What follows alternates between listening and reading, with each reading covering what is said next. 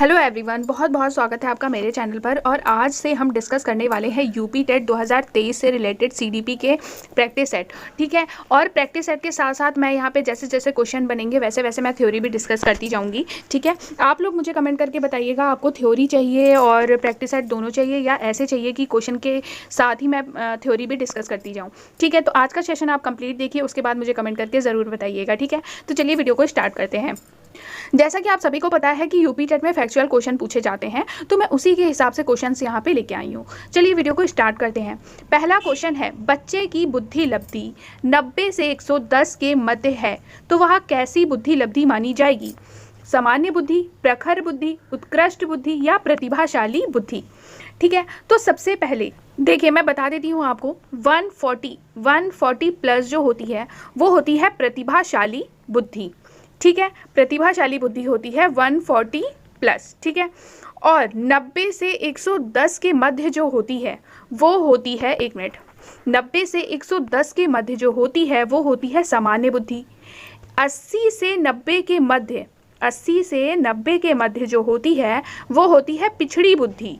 ठीक है, और 71 से जो कम होती है वो होती है जड़ बुद्धि। ठीक है, तो 90 से 110 के मध्य कौन सी बुद्धि होती है? ये होती है सामान्य बुद्धि। ठीक है, सेकंड क्वेश्चन है, बच्चे के लिए निःशुल्क एवं अनिवार्य शिक्षा का अधिकार अधिनियम कितने वर्ष के बच्चे के लिए लागू है? तो बच्चों के लिए सबसे पहले तो ये देखिए कि बच्चों के लिए निःशुल्क एवं अनिवार्य शिक्षा का अधिकार अधिनियम, ठीक है, ये किस आर्टिकल के अंतर्गत आता है? तो ये आता है आर्टिकल 21A के अंतर्गत निःशुल्क एवं अनिवार्य शिक्षा का अधिकार अधिनियम है। ठीक है, और किस वर्ष के बच्चों के लिए है? तो ये है 6 से 14 वर्ष के बच्चों के लिए। ठीक है, अब जैसे क्वेश्चन पूछा जाता है RTE एक्ट कब बना था? तो ये बना था 1 अप्रैल 2010 को। ठीक है, 1 अप्रैल 2010 को बना था RTE एक्ट, यानी कि शिक्षा का अधिकार अधिनियम। लेकिन इसे शिक्षा का अधिकार अधिनियम 2009 बोला जाता है। ठीक है, 2009 बोला जाता है क्योंकि 2009 26 अगस्त में इसको पास किया गया था और फाइनल जो लागू हुआ था, फाइनल जो शिक्षा का अधिकार अधिनियम लागू हुआ था वो हुआ था 1 अप्रैल 2010 से। ठीक है, एक बच्चे की वृद्धि और विकास के अध्ययन की सर्वाधिक अच्छी विधि कौन सी है? ठीक है, वृद्धि और विकास के अध्ययन की बात करी जा रही है। वृद्धि और विकास के अध्ययन की विधि कौन सी होती है? विकासीय विधि। ठीक है, विकासीय विधि से ही हम जान पाते हैं कि वृद्धि कितना हुआ है और विकास कितना हुआ है। तो विकासीय विधि क्या होगी? वृद्धि और विकास के अध्ययन की सर्वाधिक अच्छी विधि है। ठीक है, फोर्थ क्वेश्चन है, गार्डनर ने 7 बुद्धि का अधिमान निर्धारित किया है, इनमें से कौन सा नहीं है? तो सबसे पहले तो देखिए आपको पता होना चाहिए कि गार्डनर के 7 बुद्धि का अधिमान कौन कौन से हैं। ठीक है, तो कौन कौन से हैं वो मैं अब आपको बताती हूँ। देखिए, पहला है भाषाई बुद्धि।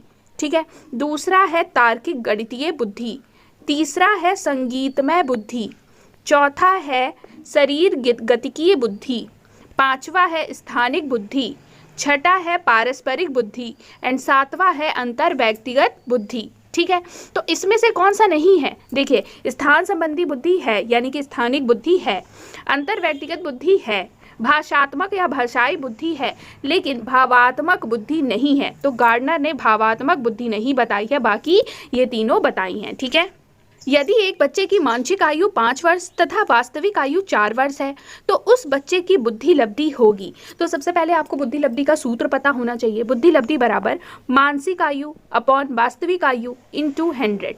ठीक है, तो मानसिक आयु क्या है? 5 वर्ष, वास्तविक आयु है 4 वर्ष, इंटू क्या हो जाएगा? 100। अब इसको कटपीट कर लेंगे हम, तो राइट आंसर क्या हो जाएगा? 125। ठीक है,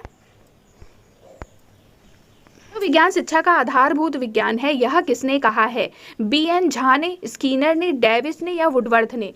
मनोविज्ञान शिक्षा का आधारभूत विज्ञान है, यह कहा है स्किनर ने। जैसे इस तरह से डेफिनेशन पूछ लेगा और पूछेगा किसने कहा है, ऐसे ही फैक्चुअल क्वेश्चन ज़्यादा बनते हैं यूपी टेट में। ठीक है, हिंदी अक्षरों को बालक किस आयु में पहचानने लगता है? हिंदी अक्षरों को बालक किस आयु में पहचानने लगते हैं? ये पहचानने लगते हैं 5 वर्ष की आयु में। ठीक है, एलेक्सिया है पढ़ने की अक्षमता, लिखने की अक्षमता, सीखने की अक्षमता या सुनने की अक्षमता। एलेक्सिया को ही डिसलेक्सिया भी बोलते हैं, ठीक है। अलेक्सिया हो गया, डिसलेक्सिया हो गया, ये सब किससे रिलेटेड होता है? रिलेटेड होता है पढ़ने की अक्षमता से, ठीक है। डिसलेक्सिया क्या है? पढ़ने की अक्षमता। लिखने की अक्षमता क्या होता है? लिखने की अक्षमता है डिसग्राफिया बोलते हैं इसको, ठीक है। डिसग्राफिया यानी कि ग्राफ से संबंधित, ग्राफ हम बनाते हैं तो उससे संबंधित क्या हो जाएगा? लिखने की अक्षमता डिसग्राफिया हो जाएगा। लेकिन इसका राइट आंसर क्या हो जाएगा? पढ़ने की अक्षमता, ठीक है।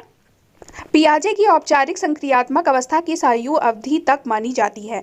तो पियाजे ने संज्ञानात्मक विकास की अवस्थाएं दी थी, ठीक है। तो सबसे पहले आपको वो पता होना चाहिए कि पियाजे के द्वारा दी गई संज्ञानात्मक विकास की अवस्थाएं कौन कौन सी होती हैं, तभी तो आप बता पाओगे कि औपचारिक संक्रियात्मक अवस्था की आयु अवधि क्या होती है।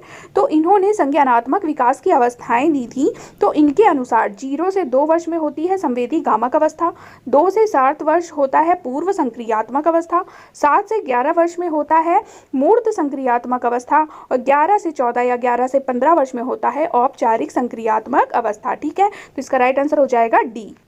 गर्भ में बालक को विकसित होने में कितने दिन लगते हैं? 150 दिन, 280 दिन, 390 दिन या 460 दिन। तो गर्भ में बालक को विकसित होने में 280 दिन लगते हैं। अगर क्वेश्चन पूछ लेगा कितने महीने लगते हैं, तो 9 महीने लगते हैं, ठीक है। अब जैसे क्वेश्चन पूछ लेगा कि पहले महीने के अंत तक जो भ्रूण का आकार है वो कितना होता है, तो वो होता है चावल के दाने से भी छोटा होता है, ठीक है। किस मनोवैज्ञानिक ने अपने 3 वर्षीय पुत्र का अध्ययन किया? पेस्ट्रोलॉजी ने, वॉटसन ने, स्टैनली हॉल ने या जेम्स सल्ली ने? तो किस मनोवैज्ञानिक ने अपने 3 वर्षीय पुत्र का अध्ययन किया था और बेबी बायोग्राफी तैयार की थी? तो ये किया था पेस्ट्रोलॉजी ने, ठीक है। बालक का विकास होता है सिर से पैर की ओर, पैर से सिर की ओर, दोनों ओर से या इनमें से कोई नहीं। तो देखो बालक का विकास 2 प्रकार से होता है, एक तो होता है सिर से पैर की ओर और दूसरा होता है केंद्र से बाहर की ओर, ठीक है। तो इसमें देखिए सिर से पैर की ओर लिखा हुआ है, तो हमारा राइट आंसर यही हो जाएगा, सिर से पैर की ओर बालक का विकास होता है।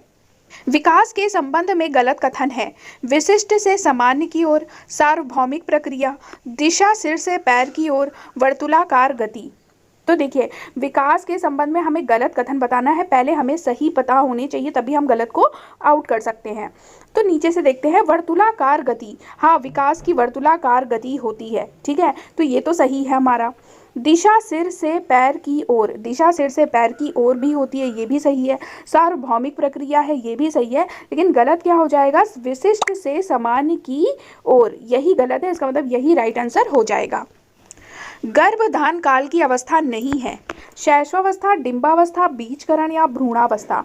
तो कौन सी जो अवस्था है वो गर्भधान काल की अवस्था नहीं है? देखो शुक्राणु तथा डिंब के संयोग से गर्भ स्थापित होता है, ठीक है। इस अवस्था में बालक का शारीरिक विकास जो होता है वो 3 अवस्थाओं में विकसित होता है, विकसित होकर पूर्ण होता है। तो वो कौन कौन सी अवस्था होती है? वो होती है डिंबावस्था, बीजकरण अवस्था या भ्रूणावस्था। लेकिन शैशवावस्था जो है वो गर्भधान काल की अवस्था नहीं है, ये गर्भ से बच्चा जब बाहर आ जाता है उसके बाद की अवस्था होती है शैशवावस्था, ठीक है। मानव जीवन की मनोभौतिक एकता कहलाती है मन तथा शरीर का विकास, शरीर तथा हड्डियों का विकास, शरीर तथा हृदय का विकास, आत्मा तथा मांसपेशियों का विकास। मानव जीवन की मनोभौतिक एकता क्या कहलाती है? मनोभौतिक, मनोभौतिक, मन तथा भौतिक, ठीक है। मन और भौतिक शरीर, तो क्या हो जाएगा? मन तथा शरीर का विकास कहलाती है। गर्भ में सर्वप्रथम निर्माण होता है, ये बहुत इंपॉर्टेंट क्वेश्चन है, पैर का, सिर का, धड़ का या सभी का? तो गर्भ में सर्वप्रथम निर्माण किसका होता है? सिर का होता है, ठीक है। अब जैसे पहला महीना ले लीजिए, गर्भ में जब बच्चा पहले महीने में होता है तो उस टाइम बच्चे का जो चेहरा आकार लेने लगता है, ठीक है। इस दौरान मुंह हो गया, आंखें, नीचे का जबड़ा, गला, ये सब बनने लगता है।